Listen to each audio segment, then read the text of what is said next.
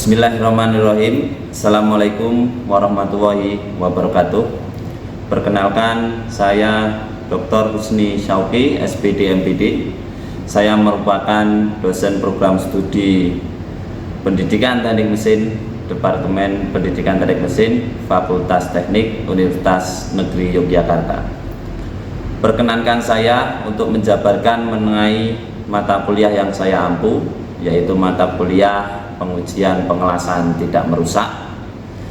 Saya mengajar mata kuliah ini karena saya memiliki beberapa sertifikat kompetensi di bidang pengelasan, yaitu welding inspector, liquid penetrant testing, dan magnetic particle test. Mata kuliah pengujian pengelasan tidak merusak memiliki bobot 3 SKS dengan rincian 1 SKS teori dan 2 SKS praktik. Mata kuliah ini membahas tentang prosedur, cara pengujian, dan kriteria keberterimaan dari berbagai metode yang digunakan dalam pengujian pengelasan tidak merusak, seperti visual testing, liquid penetrant testing, magnetic testing, ultrasonic testing, dan radiografi testing pada hasil las sesuai dengan standar ASME maupun standar AWS. Tujuan dari mata kuliah ini adalah mahasiswa diharapkan memiliki kemampuan, pengetahuan, dan pemahaman terkait dengan pengujian pengelasan tidak merusak sesuai dengan SKKNI level 6. Pelaksanaan kuliah dilakukan dengan pola DIA, Delivery, Interaction, and Assessment, dengan berbagai metode yang digunakan seperti diskusi, ceramah, dan pelaksanaan praktikum. Model pembelajaran yang digunakan dalam perkuliahan ini diantaranya project based learning, studi kasus, maupun dengan team based learning. Evaluasi yang dilakukan dalam proses pembelajaran ini melalui beberapa pemberian tugas, tes tertulis, kuis ataupun pelaksanaan praktikum, serta partisipasi aktif mahasiswa selama proses pembelajaran berlangsung. Ya, selamat pagi semuanya. Gimana kabarnya?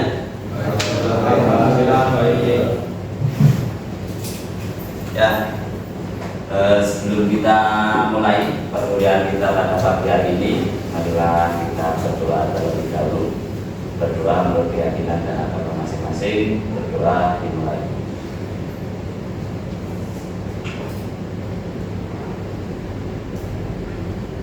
Ya, selesai. Ya, saya panggil satu persatu. Jika saya panggil nanti silakan untuk angkat tangannya. Ali Nur Sabar, Natanza, Octavia Suryo. Hari ini kita akan mempelajari tentang liquid penetrant testing. Apa itu liquid? Mungkin ada yang tahu. Cairan ya, seperti yang kita ketahui, liquid itu adalah cairan. Penetrant itu ya, penetrasi. Nah, apa itu liquid penetrant test? Pengujian menggunakan cairan penetran itu apa? Ada yang mengetahui ini sekilas tentang apa itu pengujian menggunakan penetran, atau mungkin ada yang sudah pernah melakukan penetran? Oke.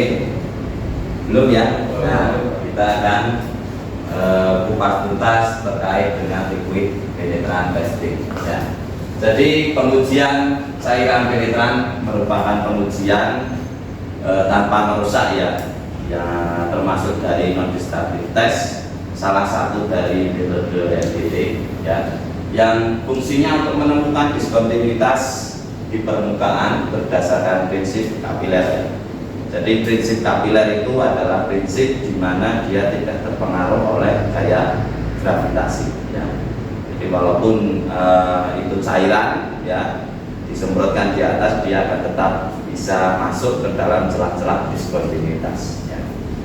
Nah, setelah waktu mencukupi bagi penetran untuk memasuki diskontinuitas, ya seperti yang kita lihat pada gambar ini ya sudah masuk ke diskontinuitas, maka permukaan spesimen kemudian dibersihkan, sisa-sisa penetran itu dibersihkan, ya sehingga daya kapiler sekali lagi bekerja sebagai penghisap, ya yang menarik penetran keluar dari dalam diskontinuitas. Jadi prinsipnya dia masuk menggunakan daya kapiler, kemudian dia ditarik lagi keluar, ya sehingga terjadi indikasi dan menggunakan. Nah, di sini ada 6 langkah yang kita lakukan dalam jika ingin menguji dengan penetran tes. 6 langkah itu yang pertama adalah pembersihan dan pengeringan benda atau lokasi yang akan diperiksa. Ya. Jadi kalau kita ingin melakukan pengujian penetran, maka yang pertama harus dibersihkan dulu. Ya. Dibersihkan dari apa? Ya, dari semua kotoran, semua lapisan yang ada di atas permukaan spesimen atau benda kerja. Kemudian langkah kedua adalah aplikasi penetran. Ya. Jadi aplikasi penetran yang kita semprot, ya, dan membiarkan beberapa lama akan menyusup ke dalam diskontinuitas atau yang bisa disebut dengan waktu jam. Ya. Kemudian yang ketiga adalah pembersihan penetran sisa di atas permukaan. Nah, penetran yang tidak masuk ke dalam diskontinuitas, ya, seperti pada langkah ketiga gambar sebelah kanan, ya, itu kita bersihkan, ya, sehingga hanya tersisa penetran yang masuk ke dalam, yang ada di dalam diskontinuitas. Nah, langkah keempat adalah aplikasi developer, ya, aplikasi developer. Jadi nanti kita alatnya itu ada 3, ya. Yang pertama ada cleaner untuk membersihkan, yang kedua ada penetran yang warna merah, ya, dan yang ketiga adalah developer. Dan yang kelima adalah evaluasi indikasi, baik apakah itu diterima atau ditolak jika ada diskontinu. Ya. Jadi apa itu evaluasi di sini? Evaluasi itu adalah mengukur, ya, mengukur kalau ada diskontinuitas itu kita ukur, kemudian kita cocokkan dengan standar yang kita gunakan.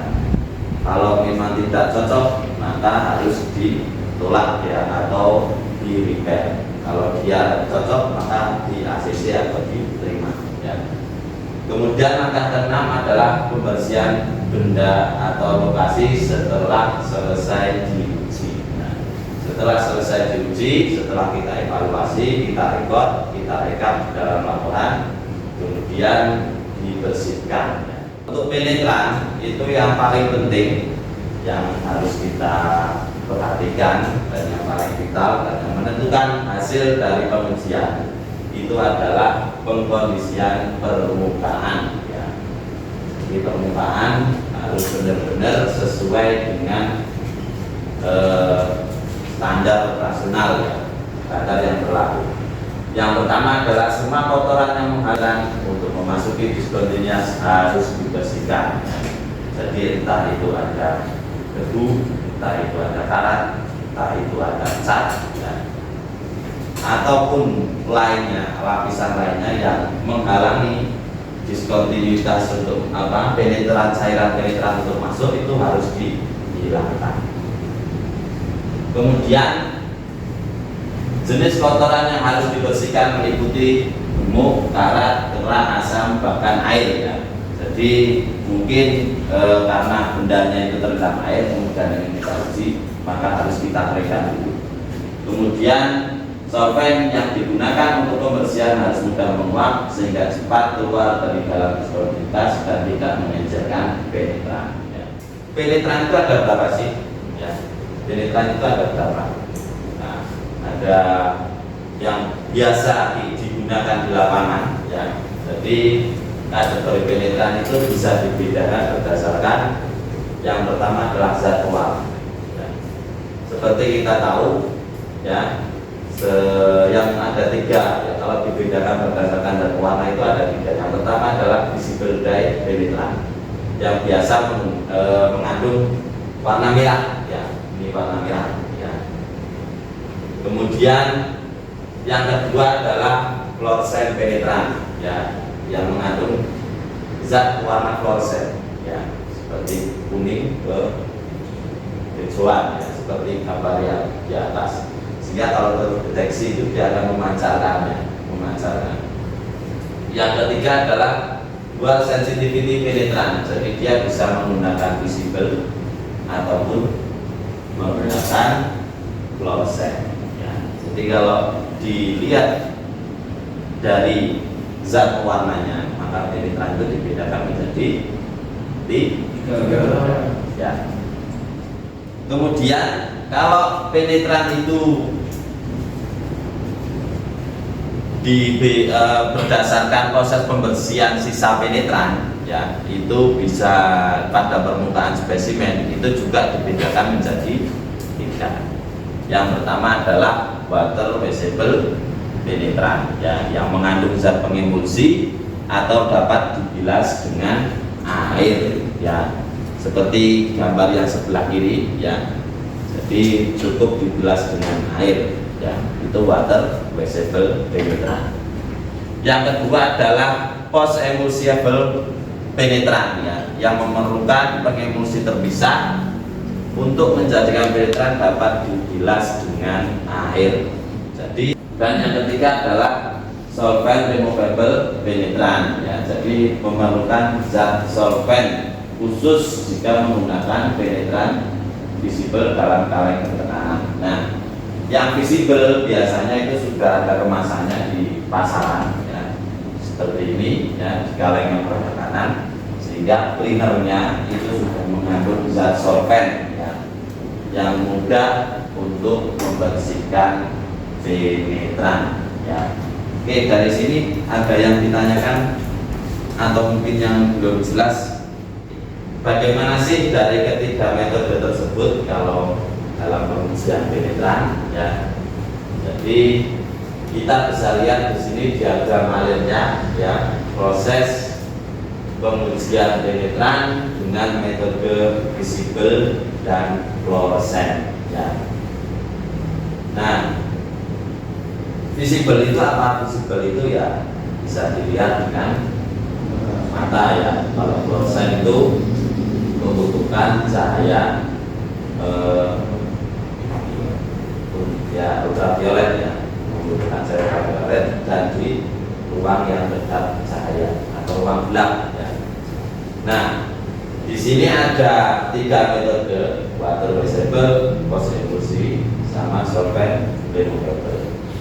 Nah, kalau kita melakukan water visible, itu langkahnya yang pertama adalah pre-cleaning atau kita membersihkan dulu, kemudian diaplikasikan penetran yang berwarna fluorescent, ya, fluorescent, kemudian baru dibilas dengan air, dikeringkan jika menggunakan dry, ya.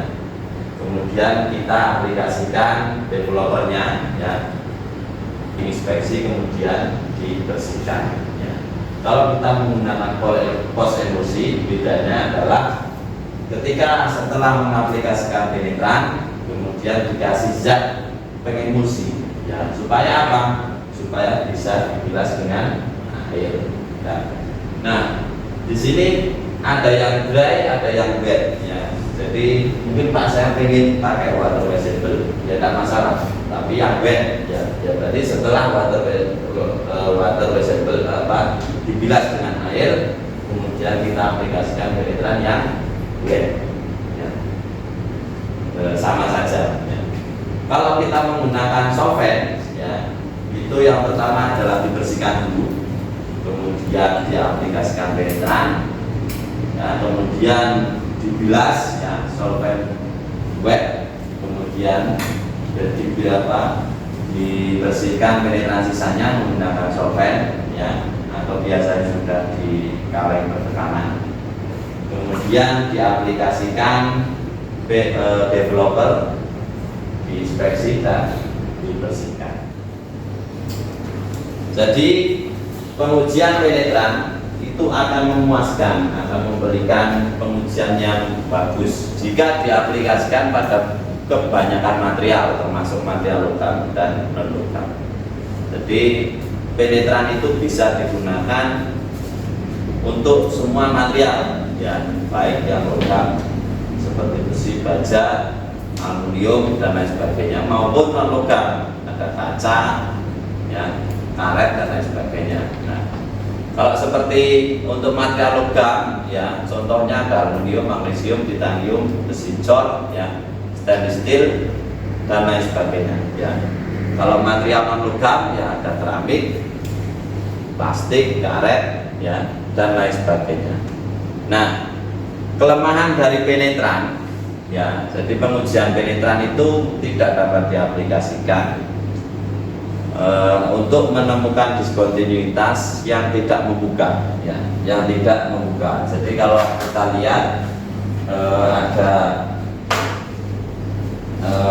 ada apa? Ada diskontinuitas, ya, di sini. Ya.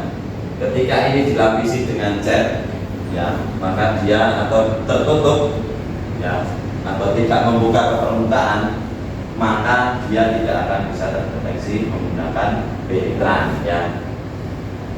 Kemudian yang kedua adalah penetran tidak akan bisa mendeteksi untuk material yang berpori atau menyerap cairan. Dari visible itu nanti ada yang namanya cleaner, ya, cleaner. Terus ada penetran. Terus kemudian ada developer. Cleaner ini berfungsi sebagai pembersih, ya, pembersih dan juga penghilang penetran sisa. Red penetran ini, ya, fungsinya untuk apa? Ya, menginspeksi, ya. Memiliki gaya kapiler. Developer itu memiliki fungsi sebagai color kontras atau memperjelas warna penetran.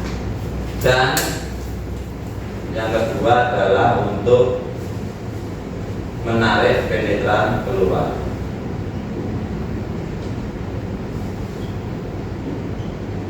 Jadi memang developer di pengujian penetran itu warna putih yang memang memiliki fungsi untuk menarik penetran keluar dan juga sebagai color kontras. Pembersihan, ya, karena memang pembersihan di penetran itu menjadi langkah yang paling menentukan di antara langkah-langkah lainnya, ya.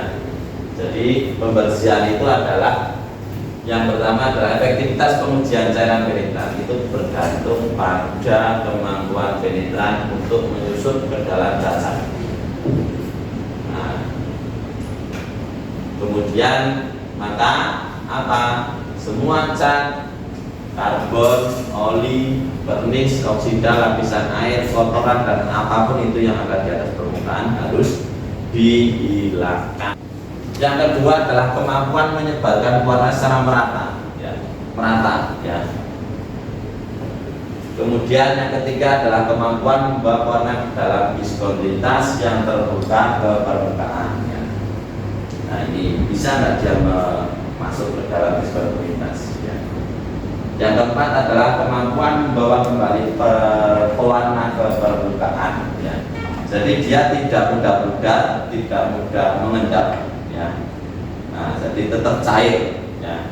Ketika dia sudah masuk, ya, masuk ke dalam diskontinuitas, ya, di dalam sini, ya, dia juga harus bisa keluar lagi, ya. Tidak pudar, warnanya harus sama.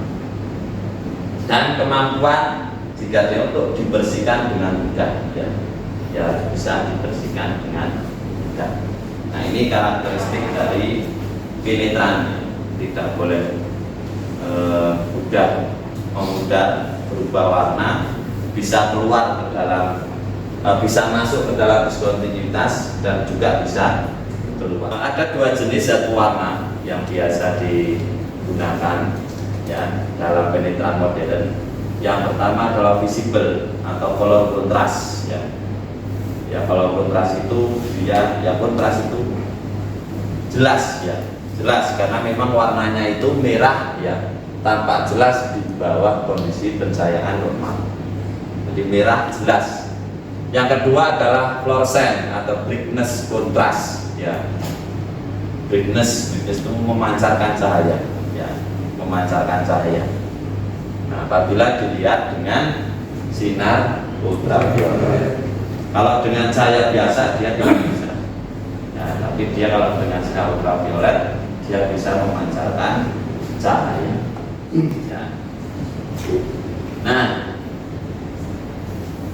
ada yang biasa kita sebut dengan waktu diam. Apa itu waktu diam? Ya. Ada yang tahu apa itu waktu diam?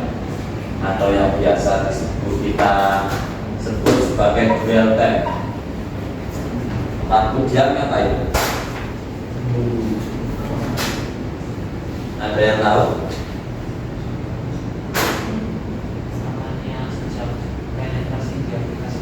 Ya, jadi waktu diam itu adalah waktu yang dibutuhkan oleh penetran masuk ke dalam diskontinuitas. Ya.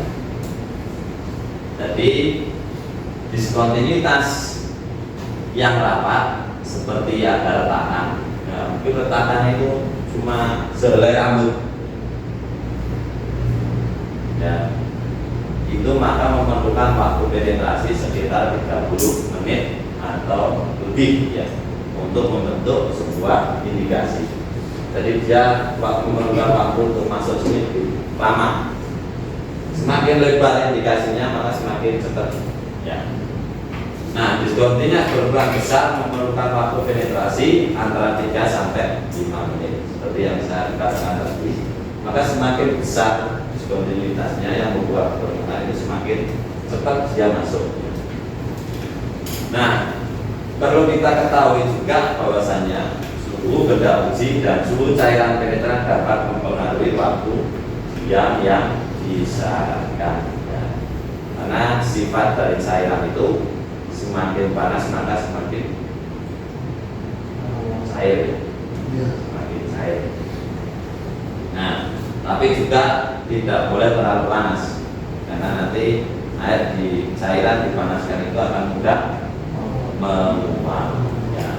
Makanya menghangatkan benda uji bisa mempercepat penetrasi dan mempersingkat waktu diam. Ya. Tapi ya hati-hati juga ya, tidak boleh terlalu panas. Ya. Setelah kita membersihkan benda kerja, ya, kita aplikasikan penetran ya, entah itu menggunakan visible atau fluorescent ya. Setelah itu diaplikasikan developernya ya. Jadi proses developing dilakukan dengan mengaplikasikan serbuk berdaya serap tinggi. Sebenarnya itu serbuk ya, serbuk yang ukurannya kecil-kecil ya. Makanya ketika kita cepat itu dia bisa terbang.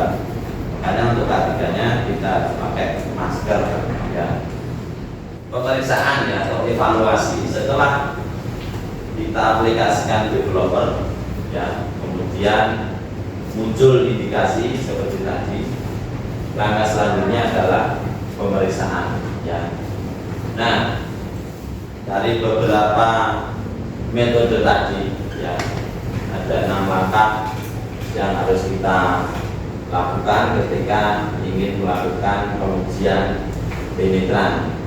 Yang pertama adalah supervision itu persiapan. Nah, yang kedua mengaplikasikan penetran. Aplikasi penetran itu bisa visible sama fluorescent ya. Kemudian yang ketiga exit penetran removal atau pembersihan penetran sisa ya.